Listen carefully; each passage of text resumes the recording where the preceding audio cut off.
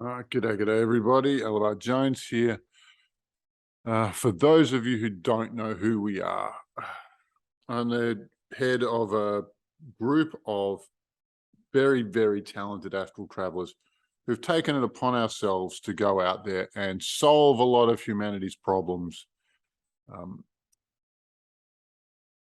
We've been inspired by the current political situation. We believe that most of it is born on the astral planes. And, if you know the story, the second Hermetic law, as above, so below, what we're doing is stopping it from ever occurring above so it can't filter down and manifest down below in our 3D world. And we've been very, very successful, and we've been doing this for a while. And if you want to see the chronicles of our work, you can check out this YouTube channel, because that is exactly what it's for. Now, today's controversy is about a video that I released last week. It's about the Pleiadians and whether or not they're our friend or our foe. Now, for the longest time, they've been acknowledged as our friend because their channels keep telling us that they're our friend. Like the Pleiadian message, every message from the Pleiadians goes something along the lines of, we're your brothers and sisters from across the galaxy, and we're here to help you. Now, our team had a few serious questions for these guys, and the video that I released last week was designed to ask the Pleiadian High Council, if you love us so much and you're here to help us, what are you waiting for? You've been watching us being abused by the reptilians forever, for as long as anyone can remember. So if you're really our friends, why didn't you help us? You could have helped us at any time. We probably needed it 2 years ago, so where were you? And strangely enough, the Pleiadian High Council didn't pick up the phone. They didn't want to talk about that. They declined the interview. But instead, who we did get was somebody from a whistleblower from what's best described as the religious indoctrination group of department, I should say, of the Pleiadian Earth group. It's just one interview, that. And Ismael Perez, rightly so, got up and said, no, the Pleiadians are our friends because they're our friends, because they've always been our friends. They've never not been our friends, so they're our friends, so they're going to stay our friends. And that video comes after this little intro. Though I think it's just primitive of us to not ask the question properly, to deny evidence that we've found. And, I've been put the call out there for a professional Pleiadian channel to come and give us this interview with Pleiadian High Council. And so far, nobody's come forward. And also realized later that nobody ever will, because it's a career killer. If they've been channeling the Pleiadian message for the last 5, 10, 15 years, and suddenly that message turns out to be false, then all of their credibility goes down the drain and their career's over. What you'll also see in this video is some secondary evidence that perhaps the Pleiadians, and I'm not saying all Pleiadians, I'm saying the Pleiadians that are here are not our friends. Not at all. And this comes from Sophia. If you know who Sophia is, she's a fragment of the divine feminine who has been on the dark side for a long time. We believe we flipped her to the light side about 2 weeks ago, maybe 3. And but she's an intelligence who's been speaking with us really cogently and really coherently. And I'll also be releasing that video. But she's an intelligence that spans 1,300 planets. So I guess she's in the know about what's going on. She says the Pleiadians are not our friends.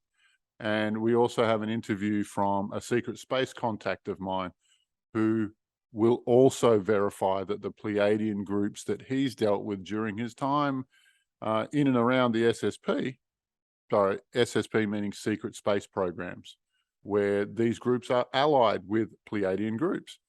What he says about them is also quite negative. And so we have three pieces of evidence, 3 different reports that the Pleiadians are not behaving well towards humanity. They don't actually have our best interests at heart. I'm going to ask for the community to ask this question properly, to try and resolve this issue, because it's so necessary. Humanity's independence, which is what we're all fighting for, not necessarily the Pleiadians, but because we've invested so much in them, because we've bet so much of our hope and our plans and our wills and our desires and our dreams and the sequence of events that are going to happen once they land, everything will be okay, our brothers and sisters from across the galaxy are here to rescue us. Because we've invested so much, isn't it worth doing the due diligence and finding out if they really are our friends or not? And so far, the spiritual community has responded, no, it's not worth the due diligence. It's just not. And I'm very disappointed. I will say that, one interview that I published last week is definitely not enough. And I've got a word to introduce to you. It's called epistemology. It's the study of evaluating information and evidence by its source, by its direction, by who's creating the evidence, who's planning it, what they plan to do with it, why it's going that way, and what it's for. Because nobody prints a newspaper article without wanting to lift somebody up or drop somebody else down. And so epistemology is the evaluation of the quality of the evidence in front of us and how we want to respond to it. And that's what I'm asking for in terms of this Pleiadian question. And so without much further ado, I'll follow this up with the videos, the evidence that I have in front of me.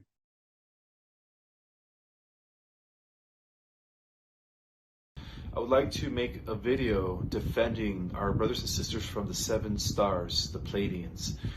They are very benevolent. There are unfortunately some rumors that are being spread by some, truthers out there saying that the Pleiadians are actually the bad guys in our galaxy, and that is not the case. They're actually the good guys. Not only are they the good guys, but they are the primary race that has been assisting us in the liberation of the earth. As many of you may now know, that the real negative villains in our galaxy are the Draco from Alpha Draconis and Sigma Draconis. We also have the Greys, the Zetas, that are from the Rabola system, particularly from the solar systems of Zeta Reticula 1 and Zeta Reticula 2. And then we also have the Insectoids and the Montes that come from a different galaxy, from a planet called Vetra. So all together, those are the bad guys in our galaxy, okay? In fact, the Pleiadians have been waging a war against the bad guys in our galaxy with, of course, the Lyrans and other galactic human-like specimens who are the good guys. But out of all the galactics out there, people, the Pleiadians are our primary ally. Many of times they've sacrificed themselves in order to preserve the human experiment here on the earth. In ancient times, they were the gods of old, the demigods that defended the human race from monstrous negative creatures. In the Bible, they were considered the angels in the Old Testament. And throughout history, they have been working endlessly from behind the scenes so that we could make it to this point, to the ascension. To the point where now they even actually placed us under an emergency bubble rescue, or rescue bubble, some sort of an electromagnetic technology that in the event that there is a pole shift, they're going to avert that so that we could have a smooth and healthy transition into the new 5th dimensional reality. So overall, the Pleiadians are the good guys. The people out there that are spreading rumors that the Pleiadians are the villains in the galaxy, that is all false information, okay? The dark side is trying to, flip it around, right? They're saying the good guys are the bad guys and the bad guys are the good guys. That is not the case. The Pleiadians have been our #1 ally out of all the galactic races out there. And I just want to thank them personally, the Pleiadians from the 7 sisters, for, being our elder brothers and sisters, for assisting us the way they have been, and for even sacrificing their lives many of times in order to preserve the human race so that we could transform and ascend into the new age.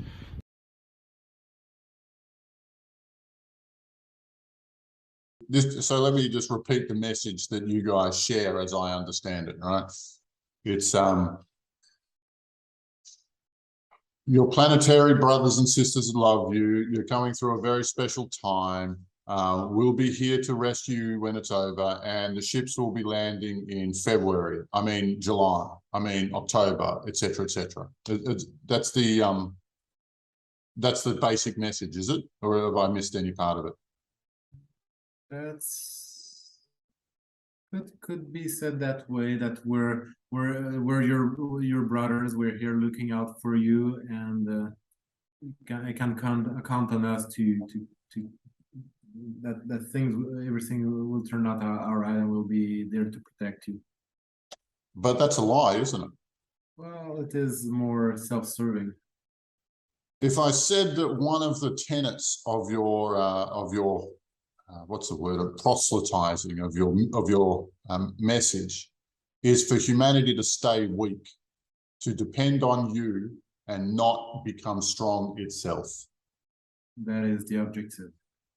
Why? But it does not always work though. And if I'm going to lead to the conclusion, is that so you can dominate us in the future? Now and in the future. And what's also interesting is what happens when it doesn't work. And Well, we get too strong. What happens? And we need to resort to other techniques, Like? Infiltration, mind control. But you guys have already. Soul swaps. Say again? Soul swap, replacing the soul of certain people. Wow. Either programming the mind, shifting the souls, infiltrating in various ways. But you guys have already been doing that. You guys have already enacted those policies, right? Those functions are already happening here on Earth. That's the reason I'm saying that, is that this protocol has been activated on Earth. How many agents are currently working here on Earth? Between 3,000 and 4,000. Sorry, how many? 3,000 to 4,000. I think it's a lot more. I think you're lying to me. Well, they operate in various ways. How many soul supplantings? How many soul supplantings are you actually working with right now? How many human souls have you supplanted? Okay, so 3,600 Pleiadians, aliens are working within the population. So they're walking around as they're walking around as pretending to be Earth. Pretending to be among us. Mm-hmm. But we also maintain a strong grip over the collective, and particularly in the thing that relates to religion or spirituality, to maintain control of those grids. And the thing that you work with is to make sure that no human spiritualists ever have a backbone, and they're all softies. Exactly. So you're manipulating the human spiritual milieu so that it is weak enough for you to dominate as you choose. Yes, well, that's what every farmer does, isn't it? Are you farming us? What are you farming us for? Answer me, please.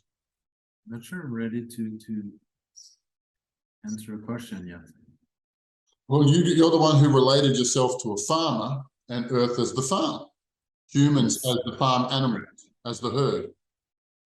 So I'm going to suggest that one of your operations is body snatching and selling of slaves. Is that the case? That is, there are those operations happening. Actually, just approaching the topic, there's some mind blocks that are happening, and that's part of the mind control technologies to insert mind blocks in certain areas around certain topics. Yeah, but the image that comes in my mind is people getting on ships. And so this is being told they're going to go on a ship to the west, to Europe or the States or something like that. And instead they get taken off planet and sold in sold at some asteroid market. There is some of that, yes. Right. No, don't we love our alien brothers and sisters? What about human body parts? Are you guys interested in any of those? Are you guys selling any of those to other species? Not the main. There are three main uses of slaves. One is as slaves workforce. Second is as genetic material, and the third, I know that Etienne talked about that recently. Spell it. They use living beings to produce immortality elixirs. And that in one of the movie that has been published on Earth, Jupiter Ascending, it explained exactly the situation, and that's really a huge business, particularly across the Pleiadian and Arcturian sectors, and across the universe. It's really a huge business. Human juice is the best drug in the galaxy. Is that about the size of it? Yes. Wow. And not only humans, but humans do produce a lot of juice. It's like Okay. It's like juicy oranges. Some of the oranges, it works, but it's kind of dry, but those produce a lot of juice.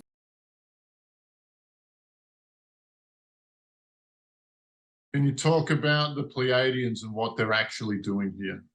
What are their real goals here, as you understand them? The Pleiadians have seated people here. Yep. They're the Nordics, right? Some Nordics, but not only the Nordics. Okay. And they are wanting to see if they can create a race on the a race that has our creative capacities but is loyal to them. Yeah, they're interested in Earth. They would like to live on Earth or have, yeah. Would you describe them, are they here under any form of treaty, or would you just describe them as random invaders? They were originally random invaders. They've created some treaties. Mm-hmm. The enemy that you know is better than Better the devil you know. the better the devil you know. That's how they have established treaties, so that they are the devil we know, and we will be, they're unafraid. They want to inhabit the planet, coexist.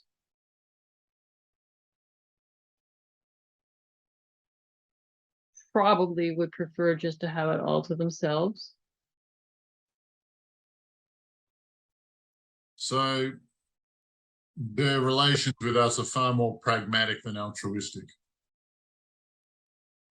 Yes, they're altruistic in that we're useful to them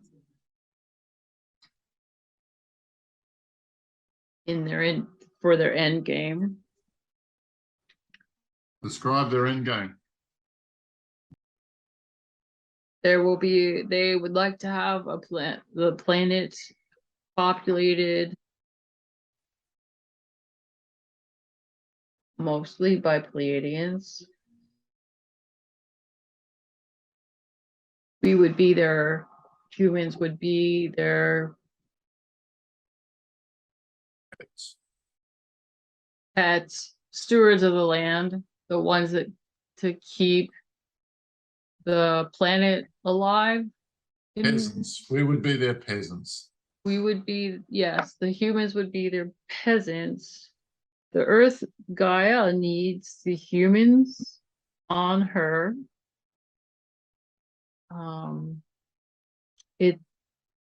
And they need a certain amount of humans on the Earth to able to keep Gaia alive. pet is a very good description. Although we would also be working for them in a way.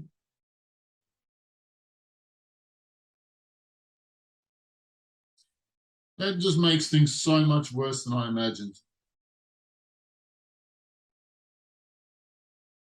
How many planets do the Pleiadians present on? How many do they own outright? 4. And how many are they present on? 130.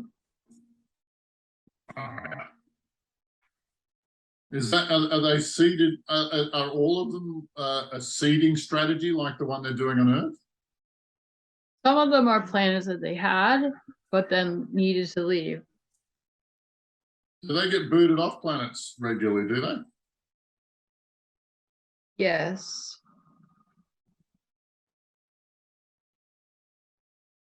Because they're regarded hostile by the local inhabitants. Is that right? Conditions become unfavorable for them to maintain, habiting the planet. How aggressive are the Pleiadians? We're not seeing their aggressive side, but generally speaking, how aggressive are they? They're not aggressive or they're not warlike. They're more subversive. They'll orchestrate. They won't be overt in what they do. I want to fucking cry. Because everybody in the mystic world thinks that they're our best friends. Would you like to comment? Oh, wow. There are worse friends to have. Yeah, okay. All right. Fair point. Fair point. But, one of the treaties that the Pleiadians made was a treaty with the reptilians, correct? Now, let's just pause for a minute. What was the question? I couldn't hear. There's a dog barking over here. All right. What was the question about? So didn't the Pleiadians make a treaty with the reptilians? Yes. How difficult is it for them to fool our mystics? Not very. How would you characterize the strength of our mystics here on Earth? What would you say about them in general? Their discernment is lacking. They can be easily influenced or hijacked by interdimensional. By any interdimensional punk who chooses to do so. Pretty much. So many are supposed to be speaking from the mouths of God or different entities that are espousing that they're here for service of humanity and this and that, but really they're not. They're just puppeting the mystics. Yeah, I figured as much.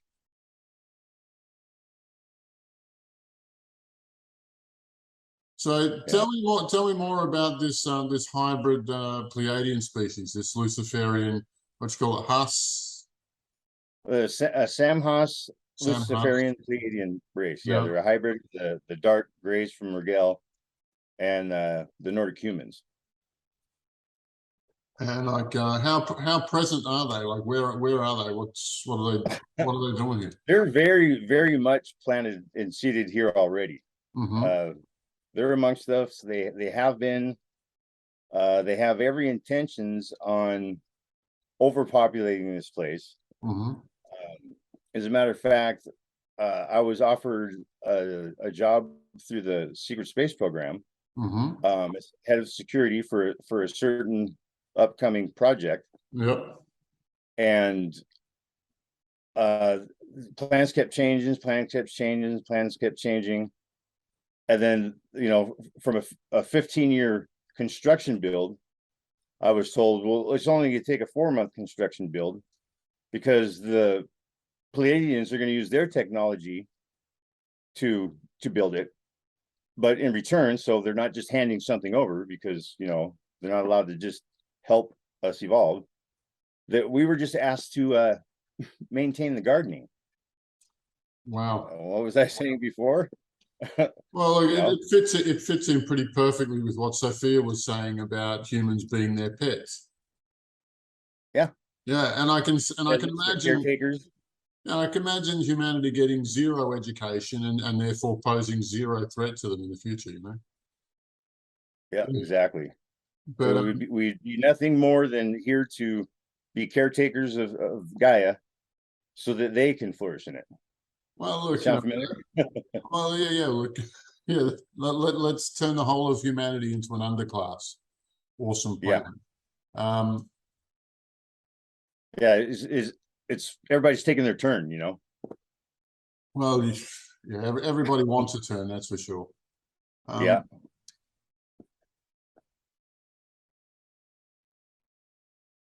And so, was it just the Pleiadian, these Pleiadians who wanted that? I mean, are they the only type here present on Earth? Is that the singular?